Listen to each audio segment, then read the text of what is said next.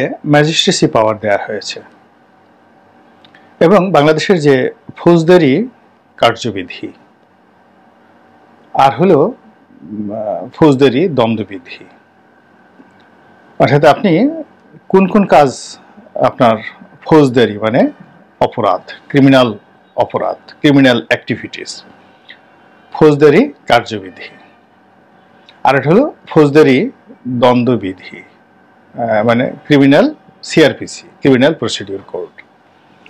এর বাইরে শাস্তি দেওয়ার জন্য আরেকটা আছে বাংলাদেশ পেনাল কোড। তো এখানে ফৌজদারি কার্যবিধি এবং ফৌজদারি দণ্ডবিধি এগুলোর অনেকগুলো ধারা আছে সেই ব্রিটিশ জমানা থেকে এখন পর্যন্ত। এই ধারাগুলো মানে স্থান কাল পাত্র ভেদে সরকার বিভিন্ন প্রতিষ্ঠানকে এই ক্ষমতাগুলো দিয়ে থাকে। এই ক্ষমতাটা বেশিরভাগ সময় পুলিশের কাছে ইমপ্লয়েড ক্ষমতার রূপে থাকে। যেমন একজন পুলিশ কমিশনার বা একজন পুলিশ কনস্টেবল, এখানে কিন্তু পুলিশের সবাই কিন্তু কর্মকর্তা, এখানে কনস্টেবল কোনো কথা নয় বা পুলিশের আইজি কোনো ব্যক্তি নন। Police itself is an institution. তো একজন পুলিশের অনেকগুলো ক্ষমতা রয়েছে। প্রথম ক্ষমতা হলো আসামি ধরার, এবং তিনি যে কোনো সময় যে কাউকে গ্রেপ্তার করতে পারেন, তল্লাশি করতে পারেন, জিজ্ঞাসা করতে পারেন, তল্লাশি করতে পারেন, জিজ্ঞাসা করতে পারেন এবং আটক করতে পারেন, এবং তদন্ত করে পরবর্তীতে তার বিরুদ্ধে চার্জশিট দাখিল করে তাকে ফৌজদারি মামলার আসামি রূপে কোর্ট কাছারিতে প্রেরণ করতে পারেন। এখন এই যে পুলিশের যে এই ক্ষমতার সিআরপিসিতে অনেকগুলো ধারা রয়েছে। আবার কেবলমাত্র সন্দেহ হয়েছে পুলিশের মনে, এই সন্দেহের বশবর্তী হয়ে ৫৪ ধারা অনুযায়ী তিনি গ্রেপ্তার করতে পারেন। আবার বিশেষ ক্ষমতা আইন রয়েছে, স্পেশাল পাওয়ারস অ্যাক্ট, মানে আপনার কোনো সন্দেহ নাই, আপনার এমনি ইচ্ছা হলো আপনি আমাকে ধরবেন, ধরে আমাকে জেলে পুরে দেবেন। স্পেশাল পাওয়ারস অ্যাক্টে এটার ক্ষমতাও পুলিশের হাতে দেওয়া আছে। এবং আরও অবাক করার ব্যাপার হলো পুলিশ যেভাবে গ্রেপ্তার করতে পারে তার একটা ইমপ্লয়েড ক্ষমতা আছে, সে আবার কিন্তু জামিনও দিতে পারে। অর্থাৎ থানায় নিয়ে আপনি মামলা করলেন, এমনকি হত্যা মামলার আসামি, সেই হত্যা মামলার আসামিকে থানার যিনি প্রধান কর্মকর্তা অর্থাৎ ওসি, তো ওসি এই হত্যা মামলার আসামিকে গ্রেপ্তার করে এবং তিনি যদি যথেষ্ট তার তথ্যপত্র থাকে এবং তিনি স্যাটিসফাইড হন, তিনি এই আসামিকে তিনি জামিন দিতে পারেন। এই ক্ষমতা কিন্তু থানার আছে, অসীম ক্ষমতা। এখন সেই ক্ষমতা নিয়ে মূলত সেই পাকিস্তান নয় ব্রিটিশ জমানা থেকে আমাদের এই সমাজের শান্তি শৃঙ্খলা সবকিছুই কিন্তু পুলিশ রক্ষা করছে। আমাদের যে মিলিটারি সেনাবাহিনী, এটি মূলত বিদেশি শত্রুর সাথে যুদ্ধ করার জন্য তাদেরকে ট্রেন আপ করা হয়, তাদেরকে লালন করা হয়, পালন করা হয়, সংরক্ষণ করা হয়। তাদের ট্রেনিং সরাসরি বিদেশি যোদ্ধাদের সঙ্গে বা বিদেশি শত্রুর সঙ্গে। তারা কোনো অবস্থাতেই দেশি যারা লোকজন রয়েছে তাদের সঙ্গে কনফ্লিক্ট অ্যান্ড কন্ট্রাডিকশনে তাদের যে করণীয়টা কি, এই বিষয়ে আসলে তাদের কোনো ট্রেন আপ করা হয় না। তাদের আরেকটা ট্রেনিং রয়েছে, সেটা হলো দুর্যোগ মোকাবেলা, ডিজাস্টার ম্যানেজমেন্ট। হঠাৎ করে কোনো একটা বিরূপ পরিস্থিতি তৈরি হলো, সেই দুর্যোগকালীন সময়ে অ্যাক্ট করার জন্য। কিন্তু লং রানে ৬ মাস ১ বছর লং রানে যদি তাদেরকে কাজ করতে হয়, তাহলে সেটা সিভিল অ্যাডমিনিস্ট্রেশনের সঙ্গে তাদের কাজ করতে হবে, কিন্তু ইন্ডিপেন্ডেন্টলি তাদের কাজ করার কোনো রকম ট্রেনিং বা বৈধতা সাধারণত নেই। এবং এর বাইরে যখনই সামরিক বাহিনীকে নেওয়া হয়, তাদের যে দক্ষতা অভিজ্ঞতা এটা প্রশ্নবিদ্ধ হয়। আমাদের সেনাবাহিনীরা সদস্যরা যারা জাতিসংঘ মিশনে গিয়েছেন, এরা যখনই এই প্রফেশনের বাইরে গিয়ে অধিক অর্থ উপার্জন করেছেন তাদের সমস্যা হয়েছে। এরা বেশিরভাগই সার্ভিস থেকে রিটায়ার্ড করেছেন। আবার ডেপুটেশনে বিভিন্ন মন্ত্রণালয়ে অনেকে গিয়েছেন, পররাষ্ট্র মন্ত্রণালয়ে গিয়েছেন, বাইরে লোভনীয় পদ পদবিতে এসেছেন, এগুলো তাদের পেশার ক্ষতি করেছে। আবার বিভিন্ন সময় সামরিক আইন হয়েছে, সামরিক মার্শাল ল কোর্ট হয়েছে। তো সামরিক বাহিনীর যে সকল কর্মকর্তারা এই সকল দায়িত্বে নিয়োজিত ছিলেন তাদের জীবনই শেষ হয়ে গেছে বলতে গেলে, বেশিরভাগ মানুষের জীবন শেষ হয়ে গেছে। আবার সামরিক বাহিনীর যে সকল কর্তাদেরকে, বিশেষ করে ডিজিএফআই থেকে শুরু করে এনএসআই, ডিজিএফআই, তারপরে খুব গুরুত্বপূর্ণ কতগুলো পদ রাজনৈতিক সরকারের সঙ্গে যারা দালাল হিসেবে কাজ করেছে বিভিন্ন সময়, তাদের জীবন এই দেখেন এই সময়টিতে অনেক জেনারেলের জীবন একেবারে তছনছ হয়ে গেছে। সো এটা এতটা সেন্সিটিভ একটা বাহিনী, সেই সেন্সিটিভ বাহিনীকে পরিচালনা করার জন্য ঠিক ওইরকম সেন্সেশনাল মিলিটারি মাইন্ড লাগবে। আমাদের দেশে যেটা হচ্ছে, প্রতিরক্ষা মন্ত্রী সাধারণত প্রধানমন্ত্রী হন, এবং যারা এই মন্ত্রণালয়টা রেখেছেন মূলত অবিশ্বাস থেকে তারা রেখেছেন। কিন্তু ধরেন জিয়াউর রহমান সাহেব বা এরশাদ সাহেব, তাদের মিলিটারি সম্পর্কে জ্ঞান ছিল, কিন্তু বঙ্গবন্ধু যদি হন বা শেখ হাসিনা বা বেগম খালেদা জিয়া যারাই হয়েছেন বেসামরিক ব্যক্তি, তারা প্রতিরক্ষা মন্ত্রণালয় পরিচালনা করার ব্যাপারে যে মিলিটারি জ্ঞান সেটা তাদের কতটুকু ছিল। তো ফলে কি হচ্ছে, স্বাধীনতার পর থেকে আমাদের সব ক্ষেত্রে আমরা উন্নয়ন করলেও সেই সামরিক বাহিনীর ক্ষেত্রে আমাদের যে ম্যাসিভ একটা ডেভেলপমেন্ট দরকার ছিল সেটা হয়নি। এখানে বিল্ডিং হয়েছে, রাস্তাঘাট পরিষ্কার পরিচ্ছন্ন আছে, সেনাবাহিনীদের সুযোগ সুবিধা বেড়েছে, কিন্তু একটি ইফেক্টিভ বাহিনী হিসেবে আমরা আসলে আমাদের সেনাবাহিনী, নৌবাহিনী এবং বিমান বাহিনীকে কখনোই বিকশিত হতে দেইনি। আমাদের রাজনৈতিক অভিলাষ দ্বারা আমরা এই বাহিনীগুলোকে কলঙ্কিত করেছি। তো এই যে একটি বাহিনী যেটি রাষ্ট্রের অন্যান্য অঙ্গ প্রতিষ্ঠানের মতো পলিটিসাইজড হয়েছে, তারা এই দুর্যোগ মুহূর্তে, জাতির এই দুর্যোগ মুহূর্তে হঠাৎ করে ম্যাজিস্ট্রেসি পাওয়ার তারা পেয়েছেন। এবং আসলে এই মুহূর্তে তাদেরকে ম্যাজিস্ট্রেসি পাওয়ার দেওয়া আসা আমাদের কোনো উপায়ই নেই। এর কারণ হলো এখনো পর্যন্ত রাষ্ট্রের যে অর্গানগুলো আছে সেই অর্গানগুলোর মধ্যে কেবলমাত্র সেনাবাহিনীর প্রতি এখনো জনগণের কিছুটা ভক্তি আছে, শ্রদ্ধা আছে, ভয় আছে, ডর আছে। এগুলো এক। দ্বিতীয়ত, এখানে যারা তরুণ তুর্কি রয়েছে, সেকেন্ড লেফটেন্যান্ট থেকে শুরু করে লেফটেন্যান্ট কর্নেল পর্যন্ত, এরা বেশিরভাগই এখনো পর্যন্ত অরাজনৈতিক, বেশিরভাগই অরাজনৈতিক।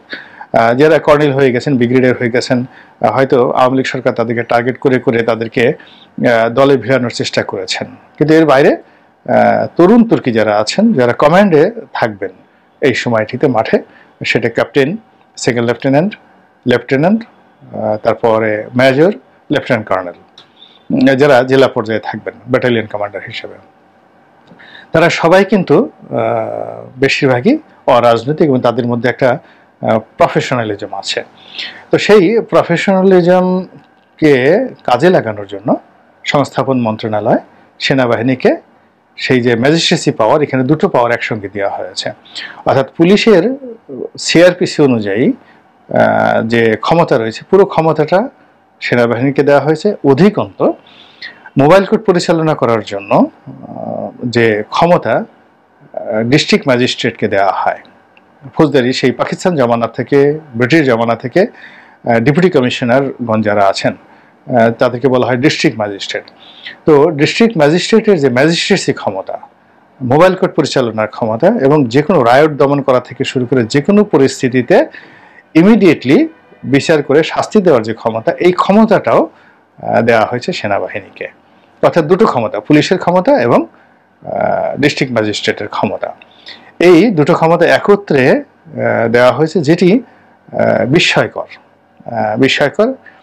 এবং এই ক্ষমতা সাধারণত মার্শাল ল যখন দেশে চালু থাকে তখনই দেওয়া হয়। কিন্তু মার্শাল লর একটা সুবিধা এবং অসুবিধা আছে, যে মার্শাল লর ক্ষেত্রে প্রত্যেকটা জেলাতেই একটা মার্শাল ল কোর্ট থাকে, এবং মার্শাল ল কোর্টের যারা বিচারক থাকেন সেনাবাহিনীর মধ্যে, এদেরকে মানে লিগ্যাল ব্যাকগ্রাউন্ড থেকে তাদেরকে নেওয়া হয়। তাদেরকে অ্যাডভোকেট জাজ বা জাজ অ্যাজ অ্যাডভোকেট এরকম পদ পদবি তাদের রয়েছে। এরা সবাই সেই লিগ্যাল ব্যাকগ্রাউন্ড থেকে যান এবং সেনাবাহিনীর অভ্যন্তরে তারা কোর্ট পরিচালনা করেন। তো যখন মার্শাল ল হয় তখন এরকম একজন অ্যাডভোকেট জাজ থাকেন যিনি লিগ্যাল বিষয়টা দেখেন, আর ওই জেলার যিনি কমান্ডার থাকেন, ব্যাটালিয়ন কমান্ডার থাকেন, এখন লেফটেন্যান্ট কর্নেল, এর সাথে জমানাতে মেজররা ছিলেন জেলার দায়িত্বে।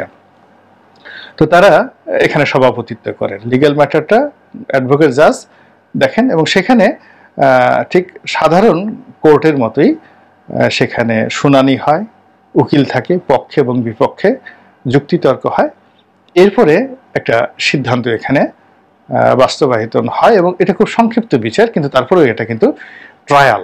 এবং এই ট্রায়ালের আরও একটা বিষয় আছে, এটা কোনো সিভিল কোর্টে এটা নিয়ে পরবর্তীতে আর মামলা করা যায় না, এমনকি হাইকোর্টও এটা নিয়ে মার্শাল লয়ের এই বিষয়গুলো নিয়ে আর কখনো মামলা করা যায় না। ফলে ওই সময়টাতে যারা দায়িত্ব পালন করেন তারা নিরাপদ থাকেন, নিশ্চিত থাকেন, ভাবনাহীন থাকেন। কিন্তু এখন যেটি হচ্ছে সেটি হলো, আপনি 2 বছরের সাজা দিলেন, এই 2 বছরের সাজাটার বিরুদ্ধে দেখা গেল যে সে ডিস্ট্রিক্ট কোর্টে যেতে পারছে, জজ কোর্টে যেতে পারছে, এরপরে সে হাইকোর্টে আসতে পারছে। তো এটা চ্যালেঞ্জড, তার যে সিদ্ধান্তটি এটি চ্যালেঞ্জ, এবং এটি যখন অ্যাক্ট করবে কোর্টগুলো, সমস্ত সিভিল কোর্টগুলো অ্যাক্ট করবে, তখন দেখা গেল যে একজন লোককে কারাগারে ঢুকানো হলো, সে 7 দিনের মধ্যে তিনি বের হয়ে আসতে পারবেন। তো সেক্ষেত্রে এই যে ম্যাজিস্ট্রেসি পাওয়ারটা, এই ম্যাজিস্ট্রেসি পাওয়ারটা এখানে যারা প্রয়োগ করবেন, প্রয়োগ করার ক্ষেত্রে এখানে যারা ক্ষতিগ্রস্ত হবেন তাদের অনেক অপশন থাকে। এই গেল পজিটিভ দিক। নেগেটিভ দিক হলো যে সেনাবাহিনী যারা কর্মকর্তা তারা উদ্ভূত পরিস্থিতিতে, যেমন একজন সেকেন্ড লেফটেন্যান্ট, তার হাতে ক্ষমতাটা থাকবে।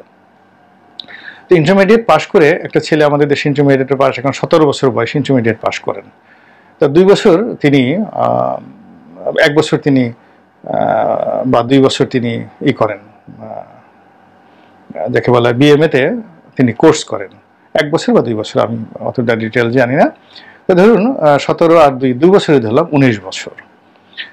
আর কর্মজীবনে তিনি হয়তো 1 বছর দায়িত্ব পালন করেছেন, এখনো তিনি সেকেন্ড লেফটেন্যান্ট অথবা লেফটেন্যান্ট আছেন। ও 6 মাস বা 1 বছরের মধ্যে সেকেন্ড লেফটেন্যান্ট থেকে লেফটেন্যান্ট হয়ে যায়।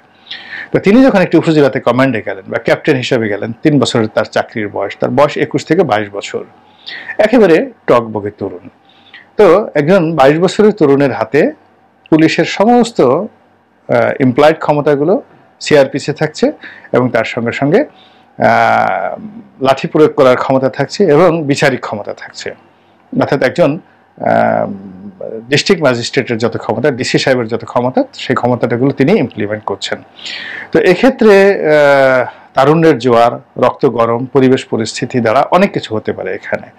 যাক, এনিওয়ে এই ঝুঁকির মধ্যে আমাদের যেতে হচ্ছে, এর কারণ হলো এছাড়া এই মুহূর্তে আমাদের কোনো অপশন নেই।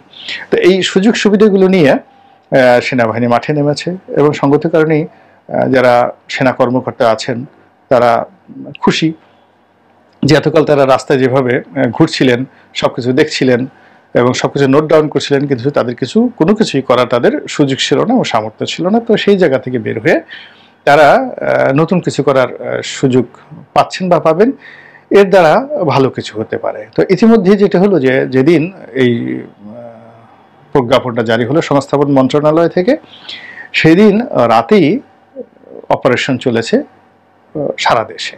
সব খবর কিন্তু এখন পত্রপত্রিকা আসছে না, এমনকি সোশ্যাল মিডিয়াতেও অনেক সেন্সিটিভ খবর কিন্তু আসছে না, ফিল্টারিং হচ্ছে। এর কারণ হলো এই যে যারা সামাজিক মাধ্যমে অ্যাক্টিভিস্ট ছিলেন, এর বেশিরভাগই আওয়ামী লীগ বিরোধী ছিলেন। তো এই সোশ্যাল যারা অ্যাক্টিভিস্ট রয়েছেন তারা অনেক বিষয় জানেন, কিন্তু আগে যেভাবে তারা রিয়াক্ট করতেন বা ছোটোখাটো বিষয় তুলে নিয়ে আসতেন এবং এটা হইচই হতো, এখন তারা নিজেরা ফিল্টারিং করে ডক্টর মোহাম্মদ ইউনূসকে, সেনাবাহিনীকে, বর্তমান সরকারকে তারা কিন্তু একটা ব্রিদিং স্পেস দিচ্ছেন।